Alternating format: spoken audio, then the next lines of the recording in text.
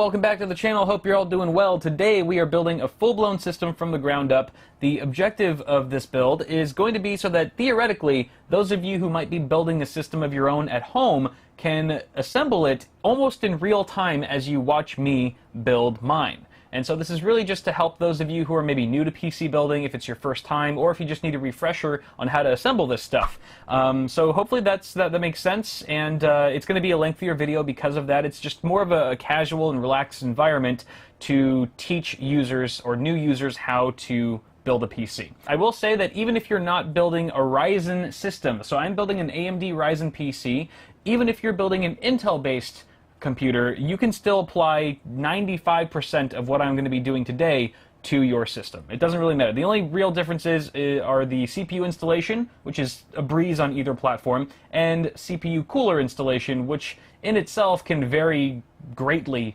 even on the same platform depending on which manufacturer of cooler you're going with. So that being said, ladies and gentlemen, am I just building this computer just for you guys? No, of course not. This is actually going to be my cousin's gaming PC that I helped him assemble, or that I helped him pick out the parts for. I actually did a video, you can go ahead and check that out, where I sort of make a parts list, and that parts list looks drastically different from the hardware you see before me, because I went back to the drawing board several times and was like, no, that doesn't make sense. That's stupid. So I've swapped it out from, it was originally going to be an Intel system, and now it's AMD Ryzen. What do you know? It just seemed to make more sense with his budget and stuff. For those of you curious, the build we're looking at today is around $1,200 MSRP, you know, give or take $100 or so, depending on the prices, how they fluctuate all the time and stuff. But let's go ahead and go over the parts, shall we? One by one. I'm going to do it really quick because we've got a lot of building to do right afterwards. So first off, our CPU of the hour is the Ryzen 5 1600. It's a 6-core, 12-thread part.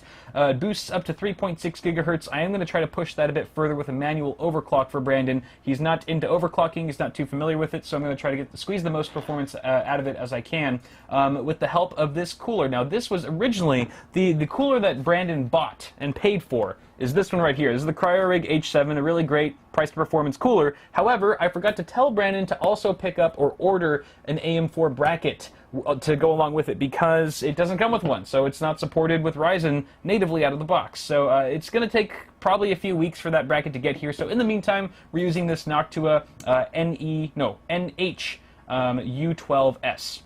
Fantastic cooler. Brandon can decide if he wants to keep this one or swap it out for the H7 once the bracket arrives and that sort of thing. So that takes care of that. We've also got a B350 Tomahawk motherboard from MSI. This is a fantastic little budget board. I believe that this is one of the ones that has a PLX chip, so it supports Crossfire and all that jazz. It's really nice, sort of a black and red color scheme. Actually, the red is very subtle on the VRM heatsinks. Probably shouldn't clash with anything else in the rig, but fantastic little board here that is going to be paired with the GTX 1070 Super Clock Edition from good old EVGA. This is still, I think, one of the more affordable 1070s that you can find on the market. However, it's a blazing fast card, and it's certainly going to kick ass and raid some frames for today's system. The memory kit, I almost forgot about that down there. It's a the 16 gigabyte kit. Where'd you get that 18 gigabyte kit from? 16 gig kit of G.Skill Ripjaws 5, DDR4 at 3000 megahertz. I am also going to try to overclock that to 3200, as that does help Ryzen in gaming performance some. Hopefully the B350 Tomahawk here is able to handle that. Our storage configuration consists of 2 drives, the first of which being a 250 gig WD Blue. That's actually an SSD, not a mechanical hard drive like you might have thought at first. Yeah, WD makes freaking SSDs now, and they actually call them the same name as their mechanical drives, which is super confusing, but nonetheless, this should be a pretty sweet SSD. I've never used it before personally or tested it, so hopefully it works and it's fast enough. And we've got a 1 terabyte WD Black mechanical hard drive for his for all the games and stuff. Obviously, the heavy storage needs media, that sort of thing. I should mention that we are installing Windows 10 64-bit on that SSD as well. We've got the Seasonic G-Series 650 watt power supply. This is a modular unit and 80 plus gold certified, yo. So incredibly power efficient. And it's also, what was I going to say? It's a Seasonic. Seasonic is a great power supply brand. They are very reputable. So hopefully this one will handle this this particular system just fine.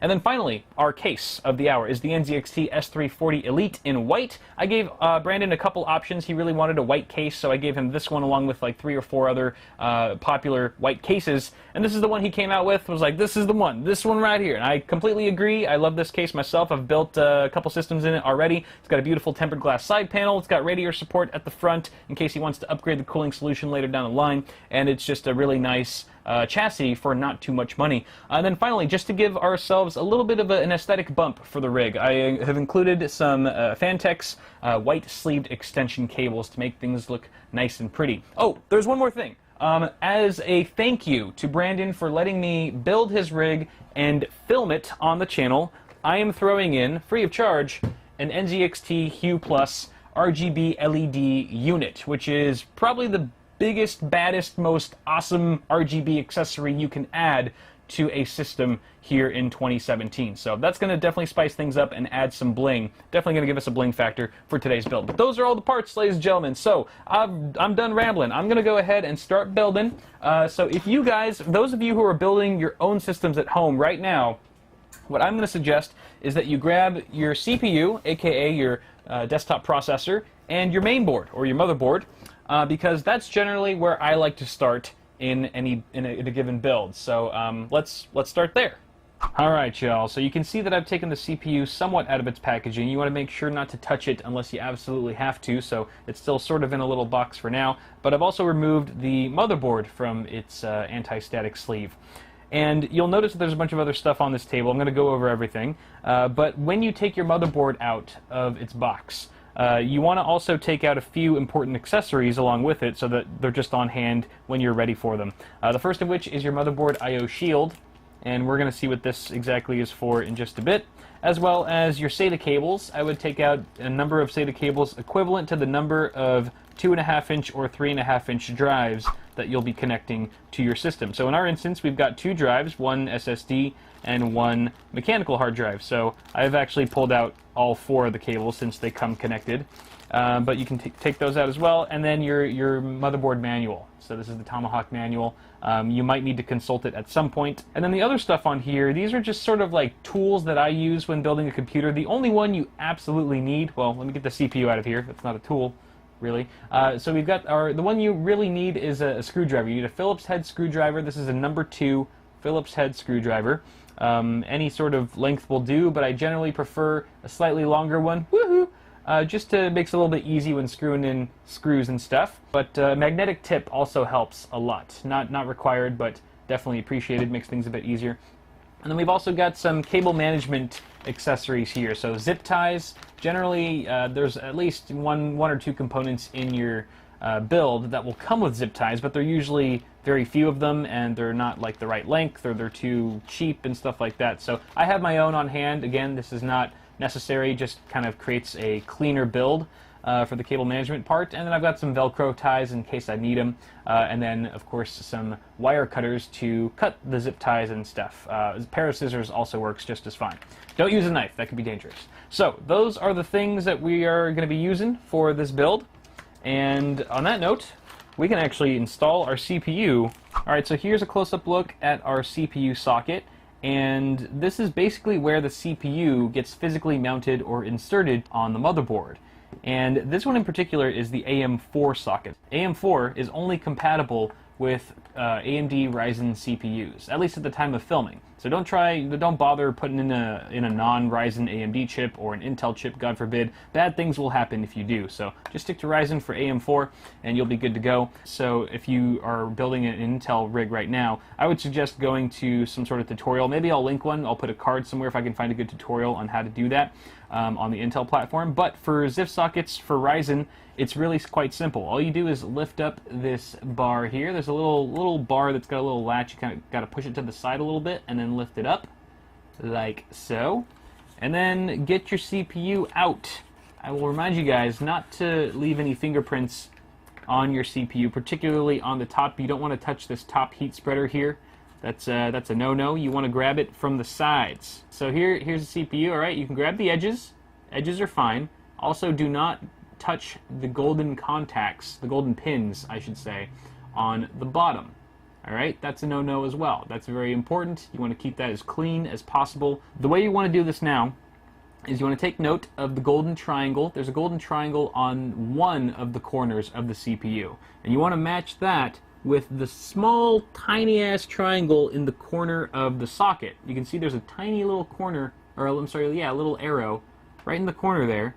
That's going to match up with the gold arrow on your CPU. So the way you want to do this is grab it with one hand, one finger on each side. I use my thumb and my index, and you just go straight down into the socket. You'll notice that the pins, you have pins on the bottom and you have pin holes in the socket. So obviously you're going to be slotting all those pins into all those holes, and it should just drop down. It should feel snug. It should feel like it's in there, and you can give it a little wiggle to make sure that it's fully down. Looks good. And then you take the lever and you just push it back to where it was. There will be a little bit of pressure. Don't let it scare you though. And once the lever locks back into place, voila, you've just installed a CPU. Now some CPUs, including the one that we're using today, come included with a stock cooler. And this one in particular comes with the AMD Wraith Spire, which is a fantastic stock cooler, but we're using something a little bit better. We're using that Noctua cooler that I mentioned earlier at the beginning of the video, so we actually don't need these mounting bars. These mounting bars on either side of the socket, those are for the stock cooler, but we don't need those. We want to make way for the Noctua cooler bracket, so we're going to actually remove these by unscrewing each of the screws. There's 2 screws on either side, and upon removing them, the mounting bracket should pop off just like that. Do the same thing for the other side. So we are going to want to keep the AM4 backplate in place because that's how we're going to mount our third-party air cooler here. And this is where things get a little tricky because there's no standard method for installing CPU coolers. It all sort of differs based on the manufacturer. This Noctua cooler installation will be vastly different than an NZXT cooler versus a Thermaltake cooler versus a Phanteks cooler, a Corsair cooler, and so forth. So this is really the only part in the build where I'm going to have to leave you guys on your own, I promise. So at this point, I want you to consult the manual that came with your air cooler or liquid cooler and follow it to a T. Follow the instructions there and you should be good to go. Make sure that you're also following the instructions in that manual that pertain to your particular socket. So again, we're running AM4 right here. If you're using LGA 1155 with Intel or LGA 2011, then you want to make sure that you're reading the right instructions for that socket. But before I let you go and off to your own installation with the cooler, I will teach you how to apply thermal paste. And it's fairly simple. Thermal paste is basically a thermal interface material that basically is a heat conductor between the heat spreader of the CPU and the base plate of your cooler. It basically allows for heat transfer between your CPU and the cooler so that you get better absorption, better dissipation, and superior thermals. If you don't use thermal paste, you're going to have a bad day. You always, always, always want to use a proper application of thermal paste. So what you want to do, I have a little plunger here. Yours probably looks a little similar. I like to do the grain of rice method. So straight in the middle, it's just how it sounds. You want a grain of rice size of thermal paste. You can go a little bit bigger. I would say grain of rice works for LGA 1151, for example, and similar, because it's a smaller chip, and you don't really need that much. Ryzen's slightly bigger of a heat spreader, so we're gonna do the green pea method. The green pea method is slightly bigger than the grain of rice. Bada bing, bada boom. Beautiful. All right, and ideally, the theory here is that once you push this thing down, once you smack it down on the CPU, it's just going to spread it across the entire heat spreader, and so you'll actually get much fuller coverage than what it looks like right now. So on that note, why don't you go ahead and install your CPU cooler while I install mine, and we'll meet back afterwards. Sound good? All right, go for it. Good luck. I believe in you.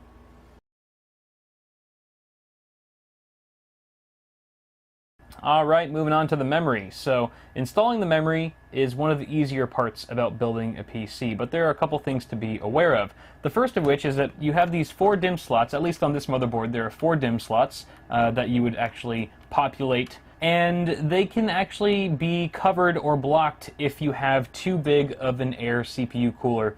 Now this one is fairly slim, so we're not running into any clearance issues, but you might have one that's too large and kind of encroaching on these leftmost DIMM slots, and that could be an issue. Hopefully if yours is only encroached because there's a fan on the side, you should be able to pop the fan off, and it'll give you more open access to those DIMM slots, and then you can go ahead and install your memory modules. But if you are just running into some issues and there's no way around it, it's possible that you've just got some incompatible RAM that is just too tall. The heat spreaders on the RAM, which is the black enclosure that you see here, for example, is just too tall for the model of CPU cooler that you've purchased. You might want to look into that online, do some research to make sure that it is incompatible before you send things back and stuff, but that can occur from time to time.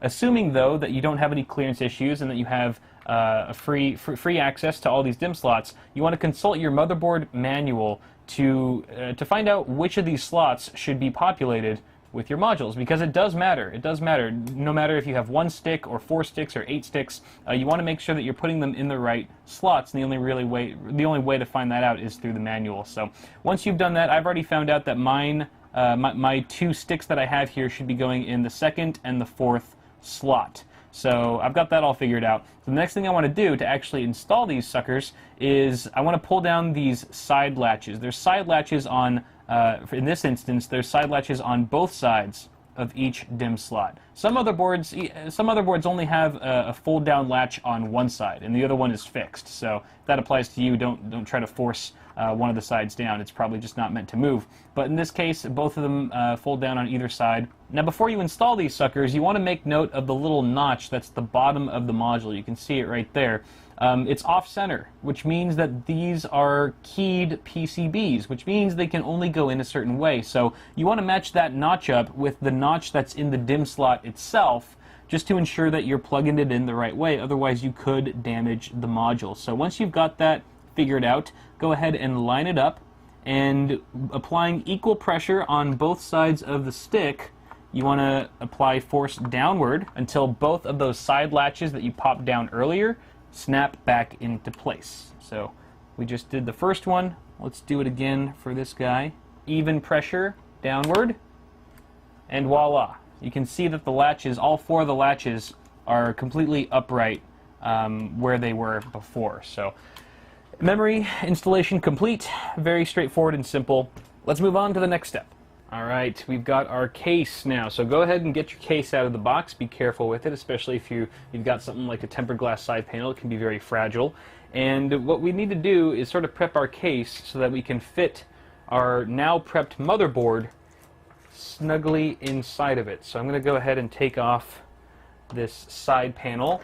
Now if you guys have a more conventional side panel that's not tempered glass, you probably don't have these 4 thumb screws directly on the side. You probably have 2 thumb screws on the back or something similar, depending on the case. So go ahead and remove the side panel carefully. Be especially careful. I mean, whether or not you have tempered glass, you should still be careful if you have like an acrylic side panel window or something like that, because they can scratch very easily. I would advise leaving the plastic wrap on the side panel window until you're absolutely done, 100% complete with the build. I know it's tempting. I know it's tempting to peel it off the second you see it and go, ooh, ah! But trust me, you'll thank me later. It's not worth it. Now I'm also going to remove the back side panel, and you guys should too, just in case you find any accessories back there. A lot of times case vendors like to put the accessories inside of the case. They like to hide them either in the drive cage or in the power supply shroud somewhere. So go ahead and take your accessories out. You will be needing them very soon. In fact, right now. Let's go ahead and put the case on its side so that the main side is facing up and the back side is facing down. Boom. And here's where you want to bust out your motherboard I/O shield that I told you to remove from your motherboard box earlier. Take it out of the plastic wrapping, like so. It's like an ASMR video now. And you want to make sure that you line this up properly. Generally, the shiny side, if there's a shiny side, is going to face inside, inward of your case. And the really nice outside, or the really nice part, is going to be outside, obviously, because you can see it. And the way this goes, so you already know it's going to go either this way or this way, right, with the shiny side inside.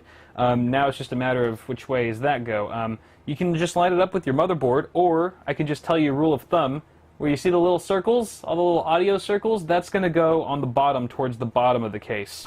That's pretty much the best way to tell. And then just go ahead and pop it in. This can be a little tricky. It's hard to know once you pop this in, and it's sort of, you have to kind of do it by feel and by sound. So you hear that?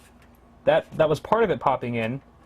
And you want to just double check. You have to look really closely to make sure that the entire perimeter of your I/O shield is flush. So you just want to double check, push it firmly around the edges, make sure it's all good in there. Alright, now before you get too excited and go about installing your motherboard, there's a couple things to mention here. First of which, if you are using an air CPU cooler tower sort of thing, like I am right here, then this doesn't really apply to you. But for those of you using liquid-cooled AIOs of any kind that have radiators and things like that, you want to make a note of whether or not it makes sense to install your motherboard first before you install your radiator. It can kind of depend. For the most part, I would say the rule of thumb is you install your motherboard first and then your radiator, but there are some instances where the reverse is true and makes more sense for that particular configuration. So you just want to sort of think it through. If you're not sure, maybe just look up in certain manuals to see what they suggest, or if it's not there, look online, but that is something to point out. The other important thing to note before you install your motherboard is that you have your motherboard standoffs installed. Now, NZXT has already done us the solid of pre-installing these, and these are these little metal pegs that are sticking out of the motherboard tray that give your motherboard a little bit of lift. It kind of prevents the trace layouts on the back of your motherboard making contact with the steel surface of the case itself to prevent any sort of shortages and things like that. So it's very important that you have these in place. Again, NZXT's already put in here, and if you're lucky, you'll actually get one in the middle, a peg in the middle that's it's got a little bit of a tit on it, a little bit of a lift off. It's a little bit taller than the other ones. It looks a little different than the other guys, and that's just so that you can have something to latch onto. There's obviously a hole in the middle of your motherboard that will latch onto that middle peg when you're putting it into place, and just sort of lock it and freeze it so that it's easier to work with and more stable. It's not moving around and stuff. It's really nice to have one of those, but if you don't, no worries, you can still get by. Now, the other thing to be aware of is that not all standoffs should be in the same place for every situation. For example, these are in the ATX configuration for ATX motherboards, which I in fact have right now. So that's good. So I don't need to change anything here. But let's say you were building for some reason with a micro ATX motherboard and you needed to rearrange the standoffs to accommodate that particular form factor. You could either look in your case manual, or if it's not there, it could be etched directly onto the motherboard tray, where here it says, micro ATX, ATX, ITX, and it gives you sort of a legend, and you can figure out where the standoffs go for that particular form factor board. Now then, we can go ahead and mount our motherboard now that that's all out of the way, and I like to grab the motherboard by either side. I really try my best not to grab it by the CPU cooler. That's a bad habit of mine, I know, I need to stop. And then I just sort of just push it in there, just gently. I like to look at the back of the motherboard, or behind the case, so I can align the I/O, the rear I/O, with the I/O shield. And then if all goes well, the middle peg, the lifted peg, will latch on, and voila. The motherboard's not installed yet. Don't put the case upright. It'll just probably fall out and something will break. We still need to screw it down. So we've got some screws here. You're going to want to get the accessories out that came with your case, with your chassis, and then with your hopefully metallic tip screwdriver. This is where the metallic tip really comes in handy. You're just going to go ahead and screw those down. I should mention, when you're installing the standoffs underneath, you want to make sure to tighten them, but you don't want to over tighten them, because they can strip and then they'll just like do the infinite spin, and that's not good, because then these screws won't really go in at all. And then likewise, when you're screwing in these screws, you want to make them snug, but not too snug. Again, because you could strip them, and if you over tighten them, then when you remove them, you might actually pull out a standoff, or the standoff might come along with it, and that can be a pain sometimes to work around that. So you can expect with a standard ATX motherboard that you have to input about 8 or 9 of these screws. We only have to do 8 because the middle standoff is a raised one, but if yours is not raised and it looks like all the other ones, then you will have to put a 9th screw right there. And voila, now we can say our motherboard is properly installed. We can put the case up if we wanted to, which we're going to actually need to do now to install the power supply. Alright, so I've got my power supply here, and sure enough, it is partially modular, which means you have some of the essentials that are just hardwired into the power supply, and the accessories, or the peripheral cables, if you will, are separate. So you could plug these in as you see fit, depending on what devices you want connected, which is really nice. Helps clean up cable management a bit, because you're only connecting the cables that you need instead of everything and trying to find a place for the ones that you aren't using. So I've kind of already figured out which ones I need. The ones that are connected are the standard essentials that most people will be using anyway, which is your 24-pin ATX. This goes to your motherboard directly, as does the 8-pin EPS. This is the CPU connector.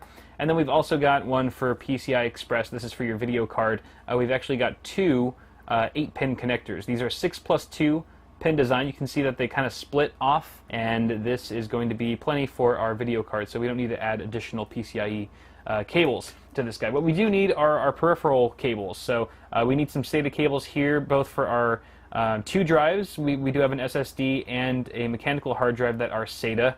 They use SATA connectors, so we're going to need to power them with this SATA plug. You can see that there's actually 1, 2, 3, 4 SATA connectors on this one cable. So hopefully, if we wire things properly and this cable is long enough, we'll be able to wire both of those hard drives with one cable. Two birds with one stone, so to speak. And then we've got one more of those. This is another SATA cable, exactly the same as SATA power, that is actually a little bit shorter, and there's only two connectors on this one, and this is going to be going to our NZXT Hue Plus. You may have other SATA-enabled devices that need to be powered, such as, let's say, a built-in fan controller into your case. Or there's Molex as well. Molex is a completely different plug that did come included.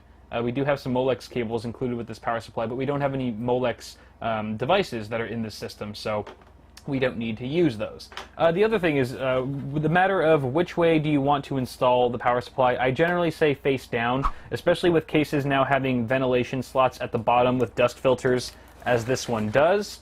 If your case does not have any sort of ventilation at the bottom here where the power supply mount is, then I would say flip it up top. Otherwise, I would go to the bottom. Now, this is a bit of a unique layout. Actually, there's plenty of cases that do this, but the S340 Elite actually has this bracket on the back with removable thumb screws, which you still, for some reason, need a screwdriver to remove. That's silly. And this is what you want to attach to the power supply first before you install it. I would say most cases do not use this method. Most cases you just slot the power supply in. Oh, that's the wrong way. You would just put the power supply in, and then you would just directly screw in 4 screws into the existing holes. But this is a little bit different. NZXT is getting all clever with it, so I'm going to get my power supply screws that came included with the case. I think you might also get some screws that come with your power supply, but more often than not, they're going to come with your case. So we're just going to mount this guy on here. Alrighty. Okay, now then, before we install the power supply, I'm going to connect all the cables that I need right now, because it's a lot easier that way to connect them outside of the case than it is to try to finagle them inside once the power supply is already installed. First SATA cable, and you want to make sure that you're plugging it in. It's all labeled, so it says PCIe, that's for our graphics cards, the CPU, obviously, and then peripheral IDE/SATA, which is what we want. That's the one we want right there.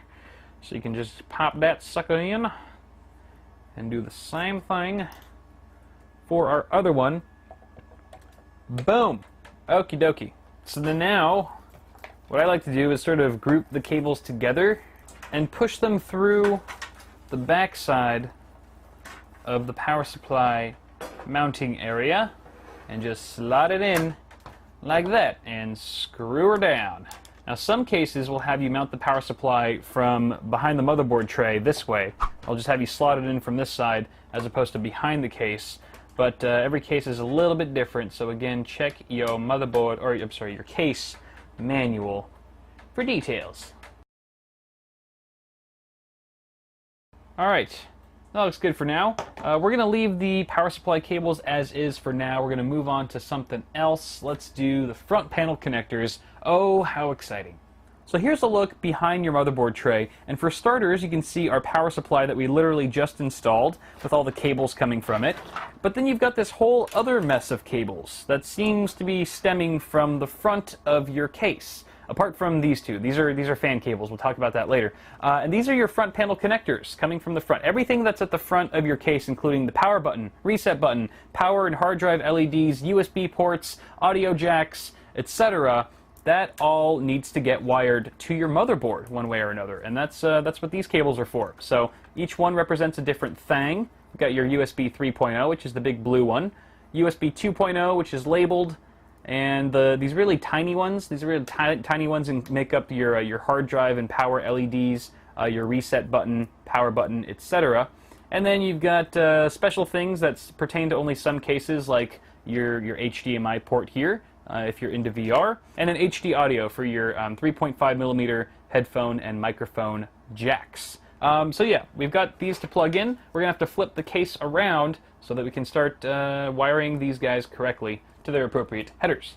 Alright, so we're on the other side of the case now. You can see I've already routed all of my front panel connectors through the various cutouts in the case. Now I did this strategically. I didn't just pick any old cutout and stick a cable through. I actually routed each cable through the cutout closest to its appropriate header, which is why the HD audio connector, or the HD audio plug, is right next to the HD audio connector on the motherboard. The USB 3.0 connector is right next to the USB 3 header on the motherboard, and so forth. So that makes it really easy for plugging and plugging things in.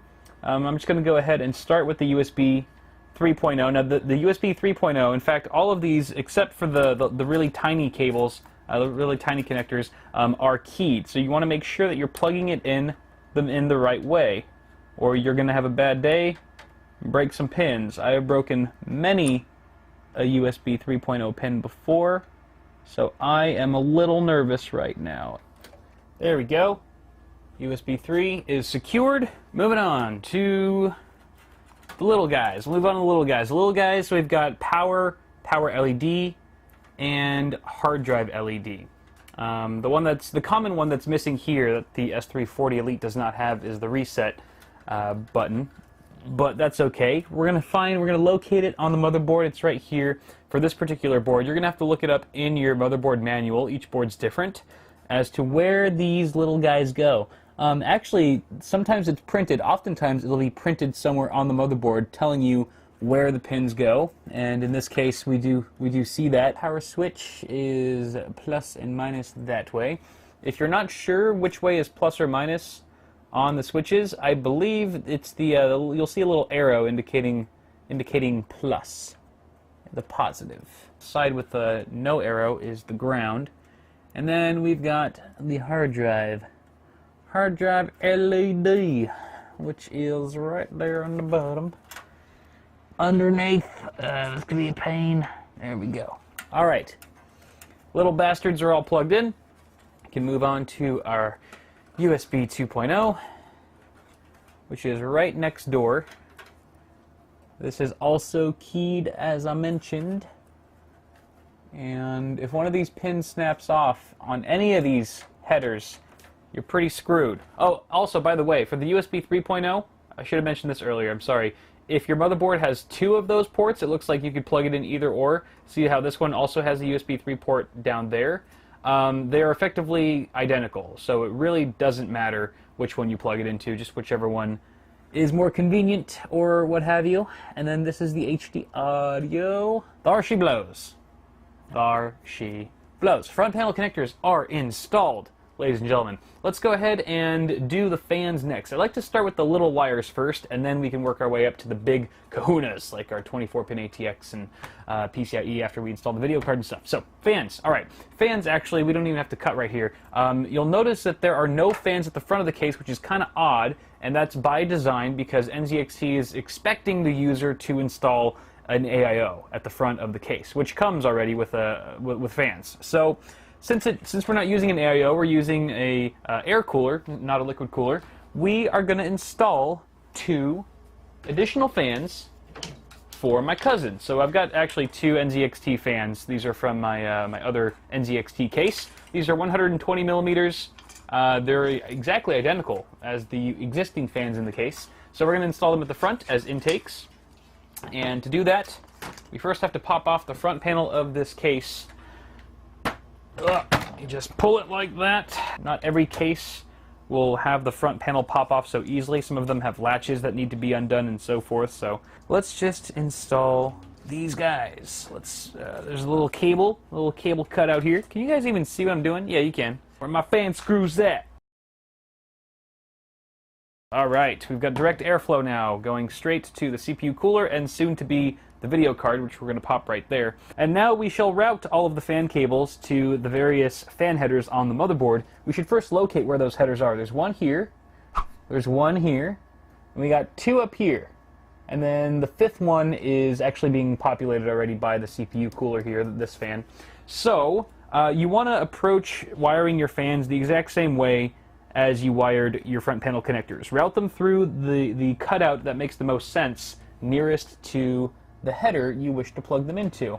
And generally, if you're dealing with a decent case, there will be a cutout at the very top, a couple cutouts if you're lucky, which is perfect for these top-mounted fan headers, because they just kind of stay out of sight, out of mind.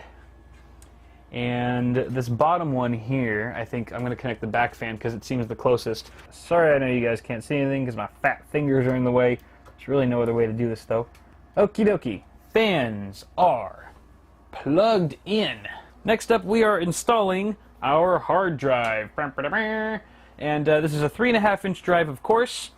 We are going to install it in the only 3.5-inch drive cage in this case. And every case is a little bit different where the mounting points exactly are.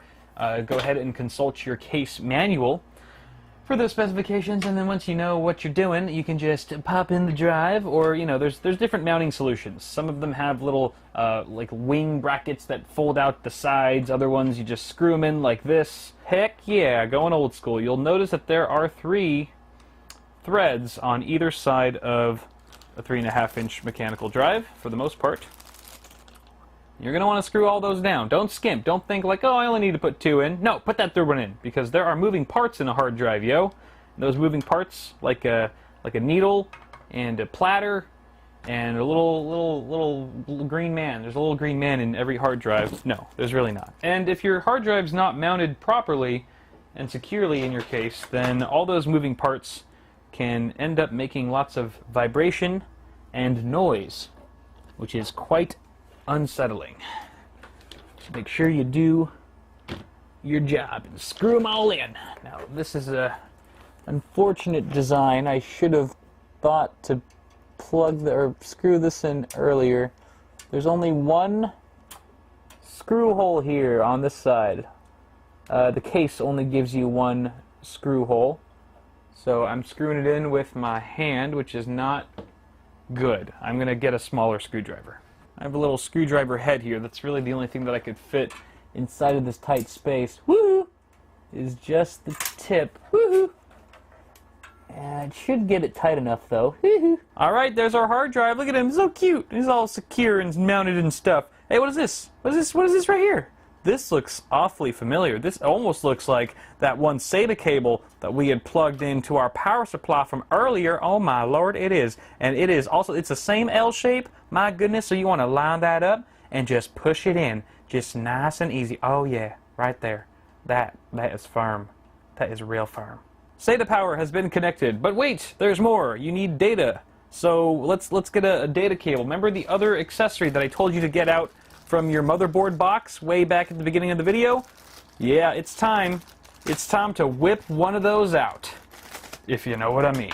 So we're gonna get one of these. Now these have 2 different connectors, or 2 different ends. You can get flat. You can get flat on both sides, or you can get one flat and one right angle. It just depends on what the manufacturer has given you. Usually they give you 2 of each. And generally, if you're using the right angle, I like to save that for the drive itself, as long as it makes sense to do so. So that looks pretty good. And then the other end just goes into one of the SATA ports that's on your motherboard. I'll cut to a B-roll shot of that. Now, a couple quick things to note about the SATA data cable before we move on. First of which is that you will hear an audible click once you've inserted it far enough into the port, letting you know that you've established a secure connection. You can even tug on it, it won't budge unless you push down on the metal latch, only then will it release. The other thing is, how do you know which of these ports to plug into? I mean, they all look the same, but if you consult your motherboard manual, it will tell you which of these ports are wired to the native chipset on board, this one being B350, and which ports are wired or controlled by a third-party add-on controller. Add-on controller is good to have, but it shouldn't be your first choice. You should always opt for the native chipset on your motherboard. In this case, all 4 of these ports are natively controlled by B350, so it doesn't really matter which ones we go with. But if you were to connect, let's say, an SSD, in particular, it doesn't really matter for hard drives too much, but I'd still recommend native chipset anyway.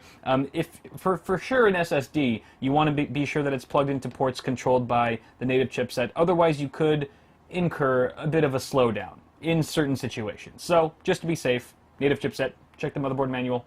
Good. Okay, you know what? While we're here, why don't we just stick in another one, so she said, for our SSD that we're about to install, yo. Sounds pretty good to me. Alright, I don't like the way that looks. I'm going to do it flat, like the other one. It will be creeping up behind him. Alright, here we go. Beautiful. Okay, now we gotta install our SSD. Alright, so as I've been saying throughout this video, every case is a little bit different, and that means you don't know. I don't know where you're going to be mounting your SSD to. I don't know if it's going to be above a power supply shroud like this one, if it's going to be behind the motherboard tray, maybe in a drive cage somewhere at the front. You just don't know with SSDs these days. They're just so darn small they can fit pretty much anywhere. So case manufacturers have come up with so many clever options for mounting them in different places. But consult, once again, your case manual to find out where you should place your SSD. Oftentimes they give you more than one choice as to where you want to mount it. I would mount it in the best place. That would be my recommendation. And there are 4 threads at the bottom of every SSD. There's also threads on either side of the SSD, so depending on the case maker, that will determine where you're screwing things in. In this case, obviously, we're doing it from the bottom. I like it better on bottom, personally. Oh, by the way, I took the sticker off the SSD already because it was hideous. Oh, you know what? This is an important lesson. Before you mount your SSD, you might want to think about plugging it in first with your SATA and data cables, if it makes sense. Again, use it as a case-by-case sort of suggestion, but in this particular situation, it does make sense to connect the cables first before mounting it down, because the port is hard to get to once the drive is mounted flat against the chassis. So I've got one cable for you here. There's the data. And now we give it power.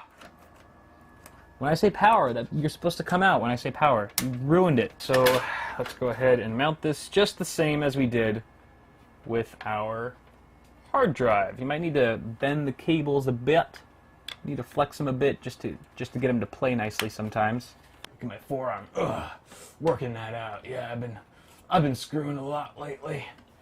I don't even mean that in like a dirty way. I've been using the screwdrivers very frequently. Let's see. Why don't we mount the Hue Plus over here? You know, oh shit. I should have mounted the Hue Plus here because it's a little bit bigger. I don't want a big fat thing in the middle. I'm going to swap it. I'm swapping it. I don't care. So the Hue Plus is also 2.5-inch form factor, although it's kind of a fatty form factor because it's like 30 times as thick as this thing. Get down onto the power supply shroud. Thumb screw, thumb screw, thumb screw. So this is the Hue Plus. This is the brain, if you will, that controls all the various effects and colors, blah blah blah blah. And this particular kit comes included with some strips that you can attach to the brain. LED strips, that is. Voila.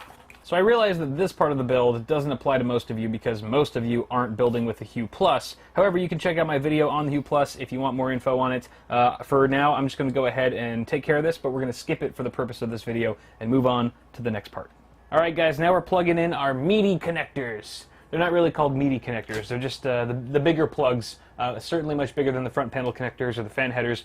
So starting with the 24-pin ATX. This is our supplemental motherboard power connector, and it's the big one. It's the big, fat, chunky one. It's hard to miss. 24 pins, if you want to count them, just to be sure. And you'll notice that there's a clip on one side and no clip on the other. All right. Remember that clip, because there'll be a little edge sticking out, a little latch on one side of the connector. So the clip will go on that side. So yes, these are keyed. They will only go in that one way. Sorry, my hands are in the way. Oh boy. Boom. All right, it's plugged in.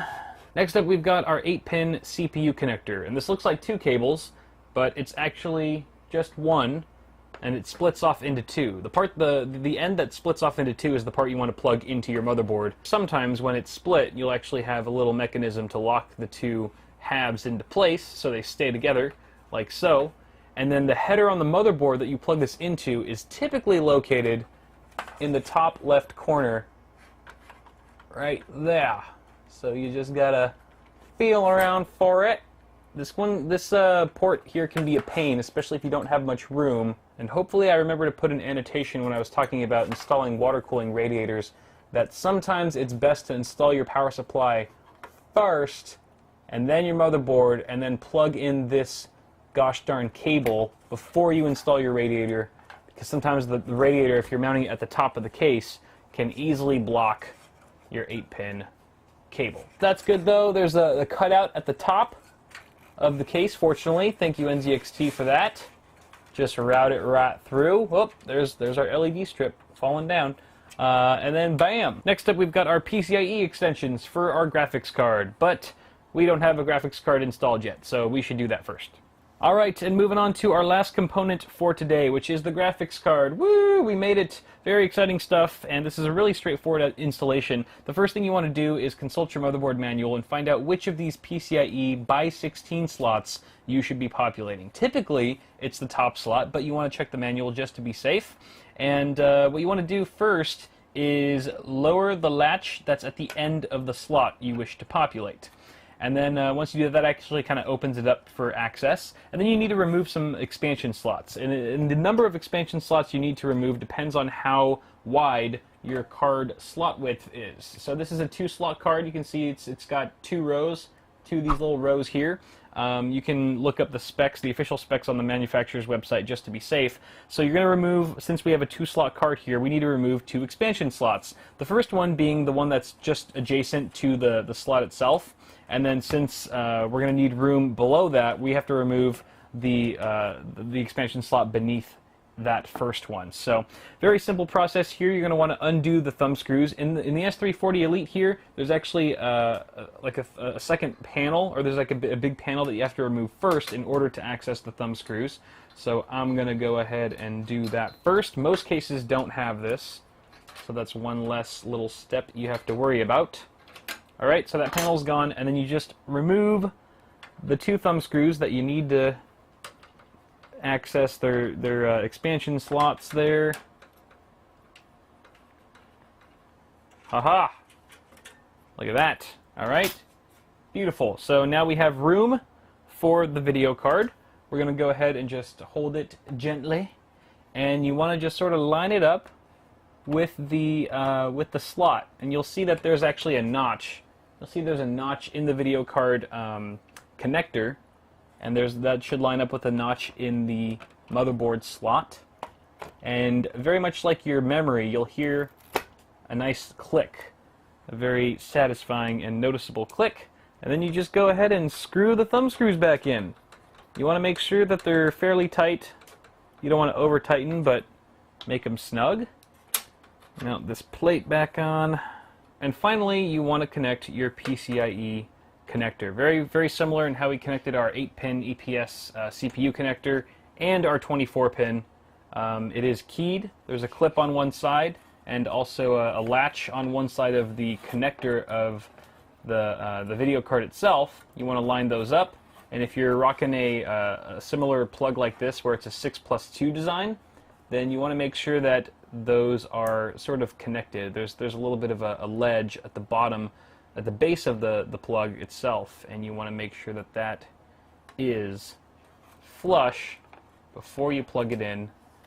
If you do it all correctly, it'll go in like so. And then you want to route this obviously through the best possible grommet. You could route it through this right here, this sort of sidebar, at least for the S340, or it could go down below into the basement, but I kind of like it behind. It just makes it a little bit more discreet. It's all a matter of preference on how you like the look. Okay, and then obviously you always want to make sure that all the plastic wrap that comes on your fresh products is removed before operation. You don't want any of this stuff getting too hot. These computer parts can get really toasty. You don't want melted plastic in your rig. Alright, I think that's good. I think we're good. I think on that note, we just got to take care of some cable management, which is on the back side, and we will be completely done with my cousin's PC. And hopefully you'll be done with yours too. So where do you even begin with something like this? This is pretty intimidating if it's your first time or you're not too familiar with how to do this, but it really is quite straightforward. And honestly, guys, I've done, this is sort of an old video, but I have a in-depth video on cable management. So you can go check that out for even more detail than I'm going to give here. This is going to be more high level. But essentially, you have to see at first what you have to work with in your case. So this one in particular has a huge basement. There's just like this huge enclosure that goes over the power supply and the drive cage, and you could just stash a bunch of cables down here and it wouldn't be visible on the other side whatsoever, which is your beauty side. You want that side to look nice. This side, more or less, it doesn't matter as much. It's kind of a personal preference thing. But for me, since I have this nice basement to work with, I am going to be taking advantage of that and stuffing a lot of cables in there, being a little bit lazy, but hey, if it's there for a reason, I'm going to use it.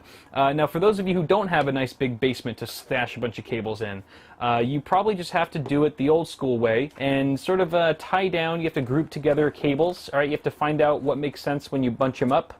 All right, which cables can be bunched together, and using zip ties in tandem with the tie-down points that are around your motherboard tray, should you have them, is always a good idea. That keeps the cables really flat and up close against the motherboard tray so that you can fit your side panel on once you're all done.